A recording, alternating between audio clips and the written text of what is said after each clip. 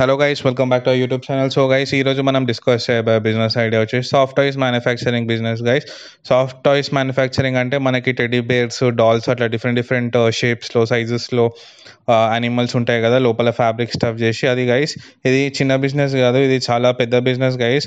మన ఇండియాలో వీటికి చాలా డిమాండ్ ఉంది. మన ప్రొడక్షన్ సరిగా లేదు ఇండియాలో.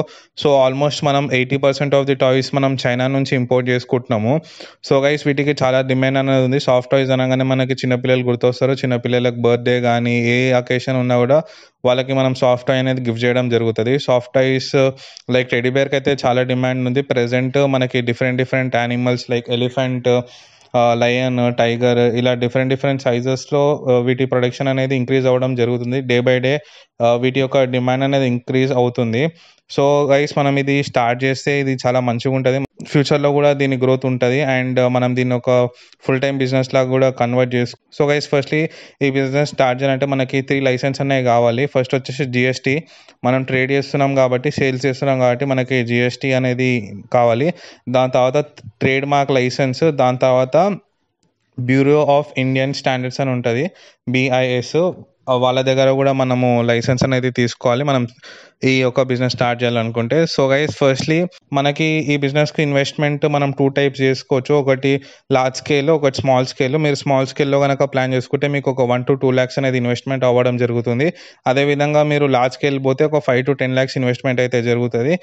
దీనికన్నా తక్కువలో కూడా మీరు స్టార్ట్ చేసుకోవచ్చు. ఇంటి దగ్గర మీ ఓన్గా మీరు స్టిచ్ చేసి కూడా తీసుకోవచ్చు. సో గైస్, మెషినరీ చూసుకుంటే మనకి లేయర్ కటర్ కావాలి, సూయింగ్ మిషన్ కావాలి, ఫ్యాబ్రిక్ కట్టర్ కావాలి, రిబన్స్ కావాలి, సీజర్స్ కావాలి, పేపర్ కావాలి. అదేవిధంగా మనకి ప్లాస్టిక్ ఐస్, ప్లాస్టిక్ నోస్ ఉంటాయి కదా, అవి కూడా కావాలి. ఎందుకంటే మనం డాల్స్కి పెడతాం కదా, అవన్నీ టెడ్డీబేర్కి కానీ పెడతాం కదా, వాటి అన్నిటికీ.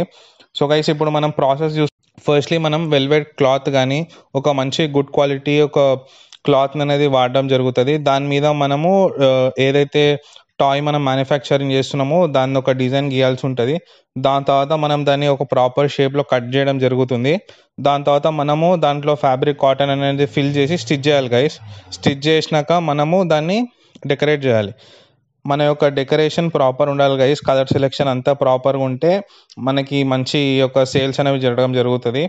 మీరు లోపల ఎంత మంచి క్వాలిటీ ప్రోడక్ట్ యూజ్ చేసినా కూడా మీకు బయట కనిపించే డాల్ యొక్క ఫేస్ కానీ మనకు కనిపిస్తుంది కదా, అపియరెన్స్, అది ఎంత అట్రాక్టివ్గా ఉంటే మన కస్టమర్లు అంత జల్దీ అట్రాక్ట్ అవ్వడం జరుగుతుంది అండ్ మన సేల్స్ అనేవి అంత త్వరగా ఇంక్రీజ్ అవ్వడం జరుగుతుంది. సో గైస్, దీంట్లో మార్జిన్ చూసుకుంటే మనకి ఆల్మోస్ట్ ఒక 50% ప్రాఫిట్లోకి వస్తుంది గైస్. సో మీరు ఒక డాల్ని 300 రూపీస్కి సేల్ చేస్తున్నారంటే మీకు దాంట్లో 150 రూపీస్ అనేది రావడం జరుగుతుంది ప్రాఫిట్ లాగా.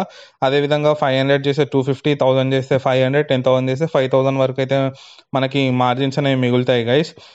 సో గైస్, ఇప్పుడు మార్కెటింగ్ చూసుకుంటే మనము మన లోకల్లో షాప్స్ ఉంటాయి కదా, టాయ్ షాప్స్, అక్కడ పోయి కూడా మనం సేల్ చేయొచ్చు. అదేవిధంగా మనము వెబ్సైట్ చూసుకుంటే అమెజాన్, ఫ్లిప్కార్ట్, హ్యామ్లీస్, ఇలా యూట్యూబ్లో, ఇన్స్టాగ్రామ్లో ఇన్ఫ్లుయెన్సర్స్ ఉంటారు కదా, వాళ్ళతో కూడా మార్కెటింగ్ స్టార్ట్ చేయొచ్చు. అదేవిధంగా మనం సొంత వెబ్సైట్ కూడా లాంచ్ చేసి మన యొక్క ప్రొడక్ట్స్ని అక్కడ లిస్ట్ చేస్తే మనకి ఆర్డర్స్ అనేవి రావడం జరుగుతుంది. అండ్ ఫీడ్బ్యాక్ కూడా తీసుకోండి గైస్. మెయిన్లీ ఫీడ్బ్యాక్ మీద కూడా మీరు హార్డ్ వర్క్ చేయండి.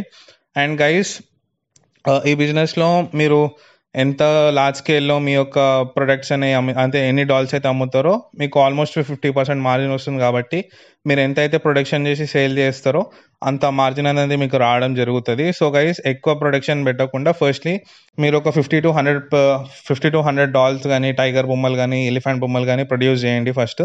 దాని తర్వాత వాటి సేల్ అయినాక వాటి యొక్క డిమాండ్ని బట్టి మీరే వేరే ప్రొడక్ట్ వెళ్ళాలా లేకపోతే ఇదే ప్రొడక్ట్లో ప్రొడక్షన్ చేద్దాం అనేది మీరే డిసైడ్ చేస్తారు. అండ్ గైస్, మీ దగ్గర ఒకవేళ బడ్జెట్ ఉంటే మీరు ఒక షాప్ కూడా పెట్టుకోవచ్చు.